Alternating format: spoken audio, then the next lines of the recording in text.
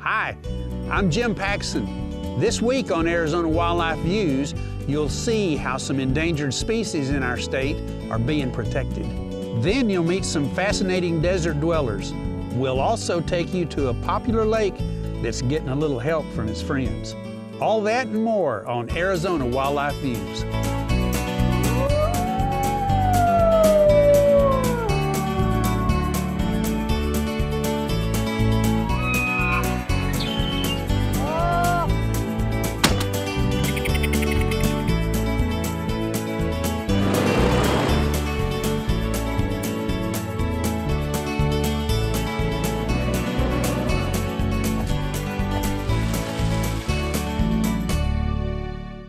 Arizona Wildlife Views is brought to you by the sale of hunting and fishing licenses and the Heritage Fund, lottery dollars working for wildlife.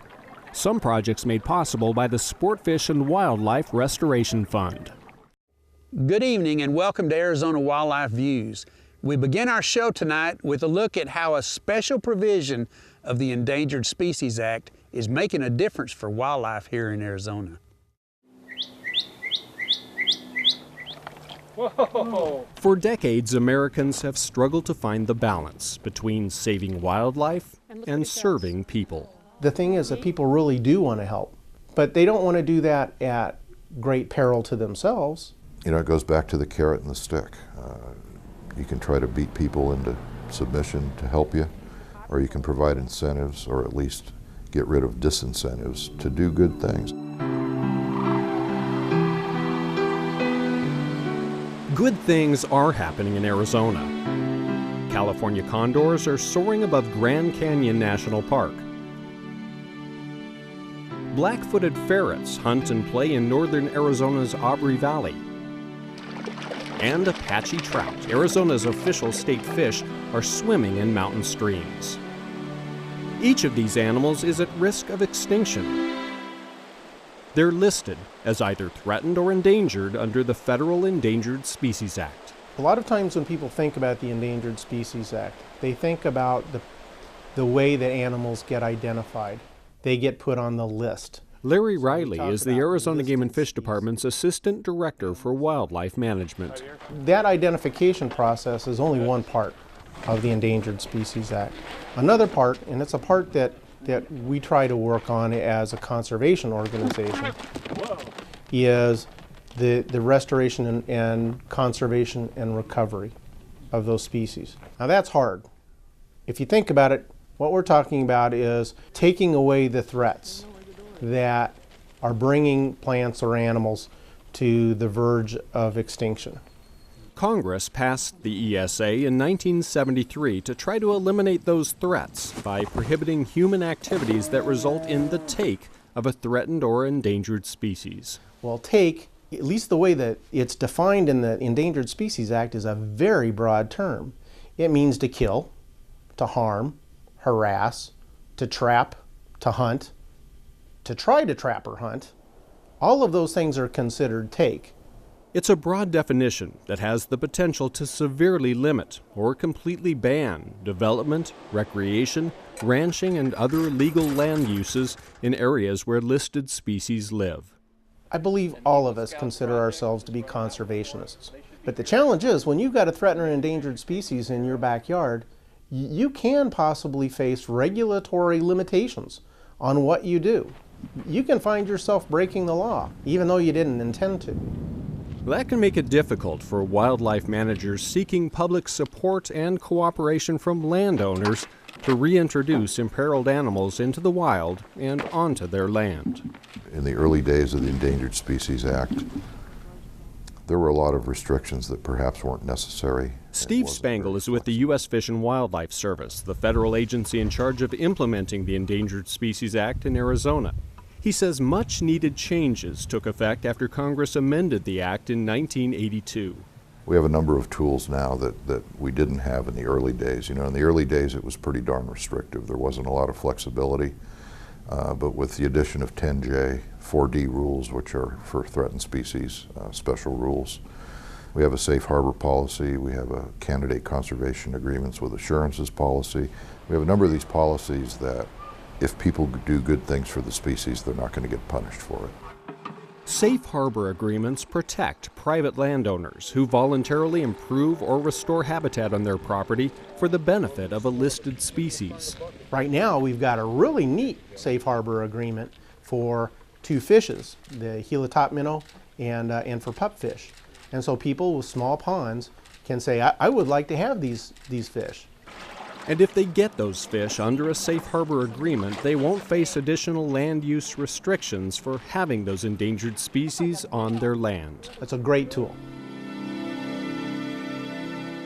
But the only tool like this that can also be used on federal public lands is Section 10J of the Endangered Species Act. Section 10J was used to reintroduce these endangered black-footed ferrets in northwestern Arizona's Aubrey Valley. Reintroduction is a major undertaking that can stir up local opposition. So 10J was specifically designed to address that, to get rid of the fears of regulation, and in exchange, folks were more tolerant of and even sometimes welcomed a new species on the landscape, even though it's technically listed under the ESA.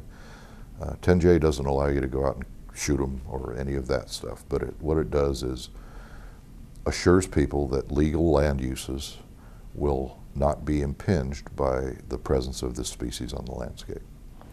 10J authorizes the Secretary of the Interior to designate a specific population of a listed species as an experimental population, but only after scientific evaluation and public review. The Secretary also determines if an experimental population is essential or non-essential to the survival of the species.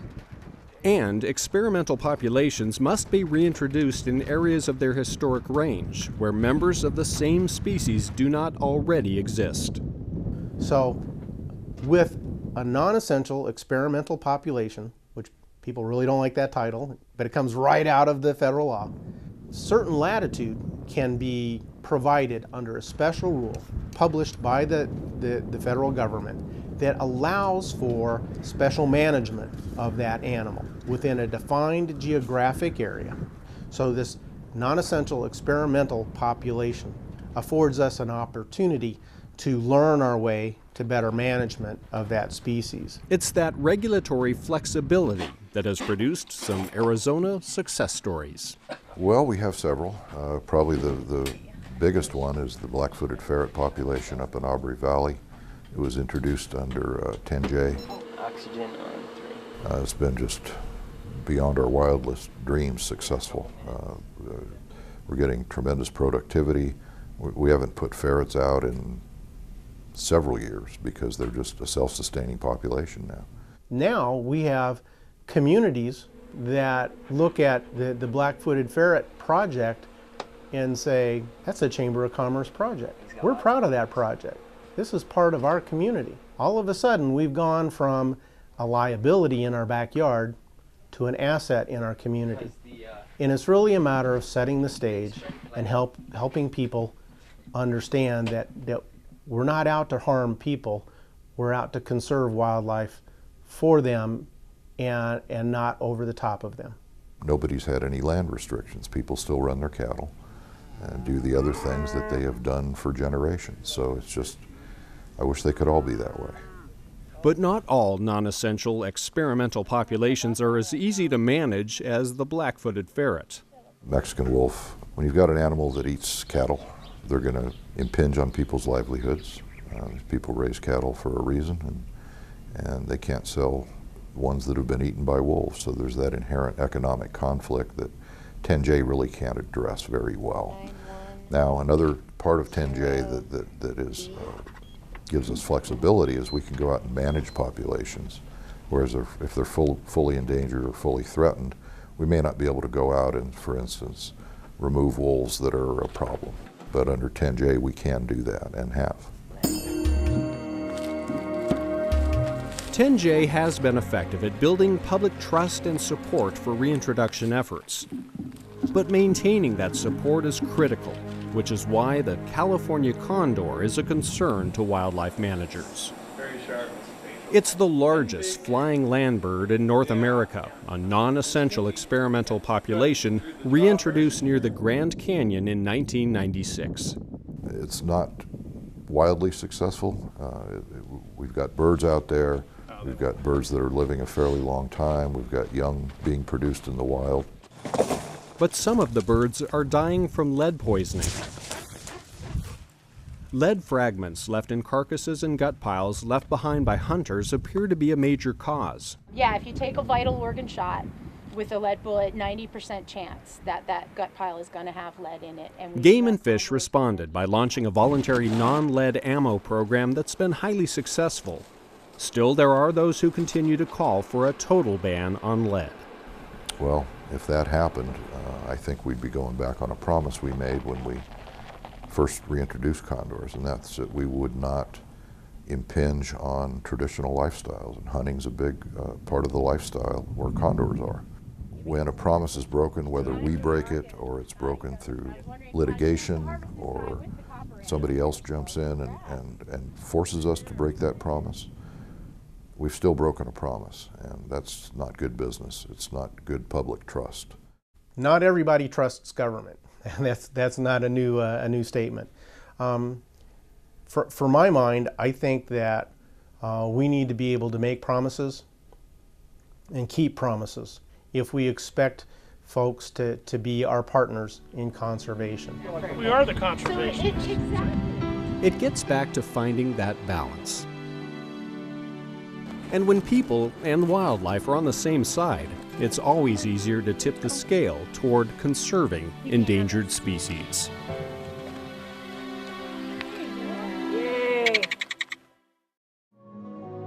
Better get started.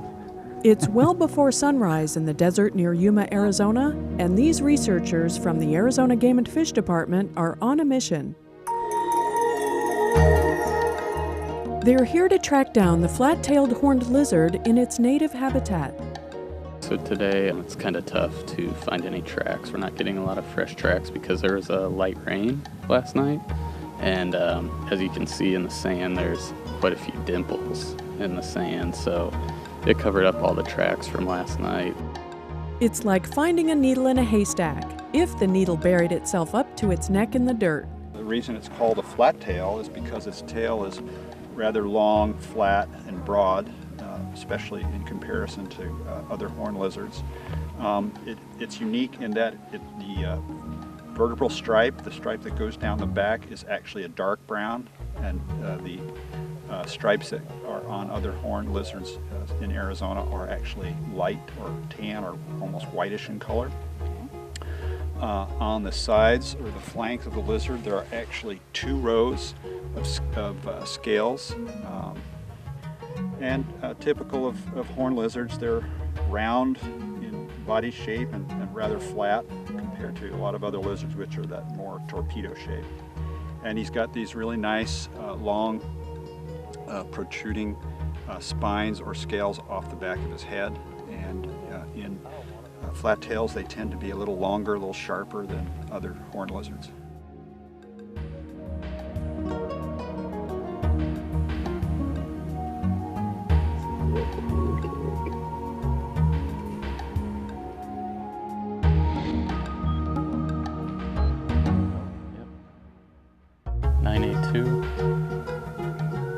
We are able to look at survivorship from year to year by marking these animals with what are called pit tags.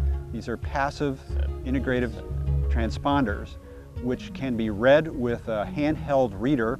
That reader transmits a low frequency radio signal that turns on the pit tag that is inserted inside the animal's abdomen and gives us a unique identification code so that we can recognize that that animal has been previously found and its information recorded. We can tell where it was originally located and at what age it was at that time.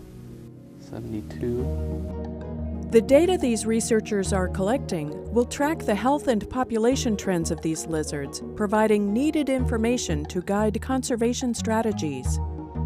For this particular study, the team is searching an area about 3 football fields in length and 6 football fields wide. Our approach to collecting this information is to walk along these transects in a serpentine fashion, looking for lizards that are on the surface, that are available to us visually, and also looking for tracks.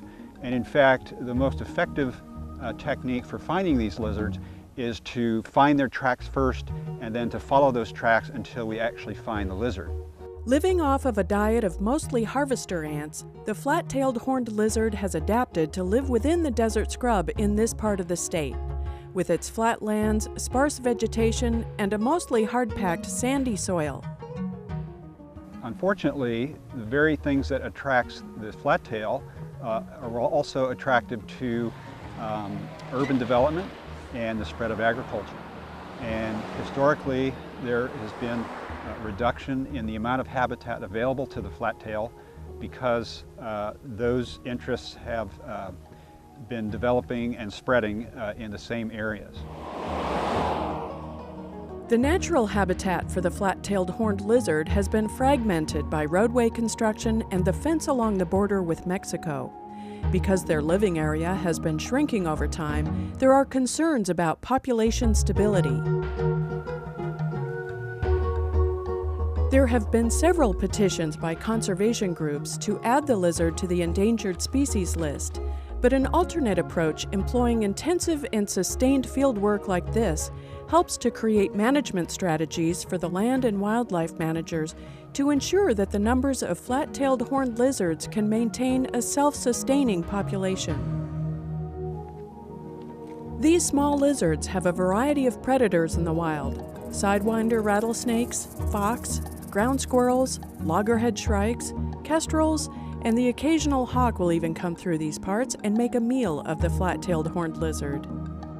Their best defense is probably crypsis, or their camouflage, and their ability to blend in with their surroundings and to maintain a motionless stance so that they are not detected. But that's also an issue that gets them in trouble when their habitat is adjacent to where people are active. So if your strategy for survival is to be immobile and you're on the shoulder of a roadway or in the middle of a road and you are remaining still when a car comes by, the result is not going to be good.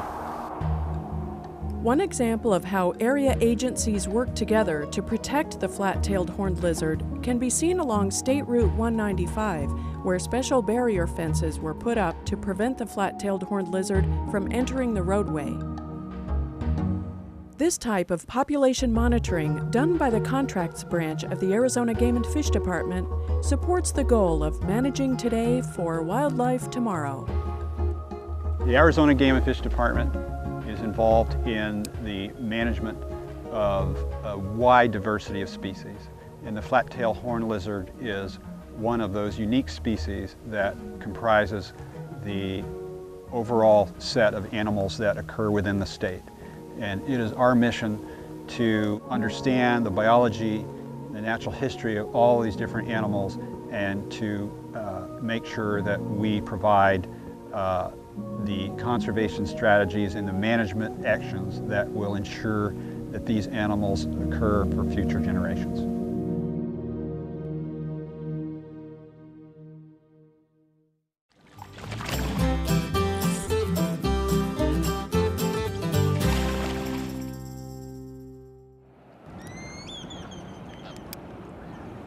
His face shows up on the Game and Fish Big Fish of the Year website on a regular basis. Yeah, a couple of them I just got lucky with. Garrett Lobinger shares his fish story at Kiwanis Lake in Tempe. I've always got either a fly rod or a conventional spinning rod in my hand. What really spurred my fishing was my dad took me out fishing one day on Father's Day back in '97. And one of the best days I've ever had. I threw my rod in the water, I caught fish.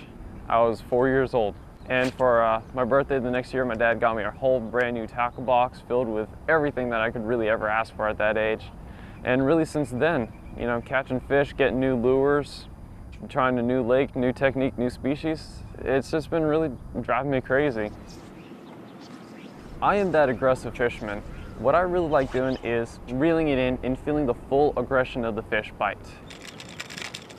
You know, you're fooling Mother Nature when you're catching fish. Yeah, it's a challenge when you're getting fish that are eating artificial lures, or maybe a lure that you created yourself, and trying to figure out, okay, what can I do next to get that next bite? And for me, that's what really gets it on. You got one. Don't lose it. Every time we go out, no matter where it is, we always have a competition. You want me to get the tree or the fish? No matter the species, if it's catfish, bass, trout. There we go. Whatever we're going after, if he's caught more than me, well, hey, that's 1 in a million. Of course, it's the smallest one. There we go. You know, the stress of school, the stress of life, you know, that builds up over time. And be able to come out here and just drop everything and relax. That's the most fun. Every week, if not 4 or 5 times a week, I've been going out fishing. Yeah, fishing is a big part of my life.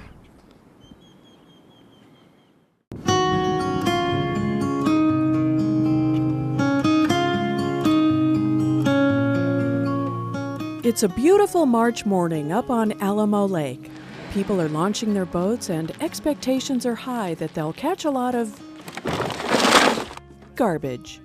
For 13 years, wildlife manager Stuart Conkey has been leading a group of volunteers who pick up trash around this lake that others leave behind. We started this project because actually our license agreement with the Army Corps of Engineers was coming due, and they were concerned about the amount of trash that was on Alamo Lake. And so we came up with this idea to get the bass clubs and volunteers involved in cleaning up the lake, and it's been a huge success. Volunteers not only contribute their sweat equity, but they also bring their own boats and off-highway vehicles to the project. We first started out with mostly people just bringing their boats, and it was just basically to pick up the shoreline trash. And through the years, I have a bunch of winter visitors that stay close to the Wayside Inn, and they've been a really big help. And so now I've got a whole kind of an army of people on quads, and they come out and they help out picking up areas that we can't really get to by boat. Alamo Lake is a prime bass fishing location, but the area also has plenty of camping and day use facilities. Located about 35 miles north of Wendon in La Paz County, the 2,700-acre lake attracts thousands of visitors each year. Unfortunately, not all of them clean up after themselves. When we first started 13 years ago, we would have 5 to 6 dump truck loads full of trash in one day. And over the years, each year it's been getting less. One of my philosophies has always been, if people find it clean, they have a tendency to leave it clean. So each year it seems like we're getting less and less. Now it's just basically, you know, a dump truck and a half full of trash each year. With his son Chance helping him today, Stuart patrols the lakeshore collecting everything from discarded tires to old buoys. He also stops to pick up other volunteers' filled bags and resupply them with fresh ones. Sadly, there is plenty of trash to fill them up. A lot of the stuff for the last few years has been just the stuff you find floating, you know, cans, bottles, that sort of thing. This year we found several seats from boats, we found some old fishing poles. Most of the guys, they're kind of looking for the lures that are stuck in the trees and stuff. Some guys have found some pretty good lures, some Lucky Craft, some real expensive lures and stuff, so they're pretty happy about that. I found a Lucky Craft crankbait. Did you? Like brand new. First thing I found. That's about a $20 lure. Yeah, right those are like $15, $20 lure. We got a battery and we found a propane tank. Strangest thing I found was about 50 yards off the shore, up on a beaten path. It was a sprayer for chemicals. I'm not exactly sure what it was for or why it would be up here, but like killing weeds or, you know, pesticide. It didn't make sense to me. There's certain times, you know, it really gets frustrating in the spring of the year, like right after I have all these volunteers out cleaning up the lake, and then right like about Easter weekend, which will be in a couple of weeks, next thing you know, I've even had people that bag their trash, they just leave their bag out here. It's like, if you're gonna bring a bag out here, bag up your trash, please, pack it in, pack it out. I have guys that have been out here cleaning up for 2 or 3 months, putting in hundreds of hours, and then to come out and overnight, somebody can leave a bunch of trash. It just it makes me fairly upset. A lot of these volunteers have been coming to this event for years, and even though picking up trash all day may not sound like much fun, Stuart makes sure everybody gets something special out of it. I usually try to have a door prize raffle for everybody. It's free. I try to make sure that everybody goes home with a little prize, and then I also get donations for a free steak dinner. So it's a little bit of work, it's a lot of fun, and we also leave everybody with a good meal. When the day was over, 2 large trash trucks were filled, and the anglers on Alamo Lake can go back to worrying more about how many bass they'll catch instead of how many beer cans they'll reel in.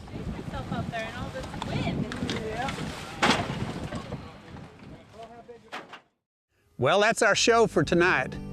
For more information, check out our website at azgfd.gov. For all the fine folks at Arizona Game and Fish, I'm Jim Paxon. We'll see you next time.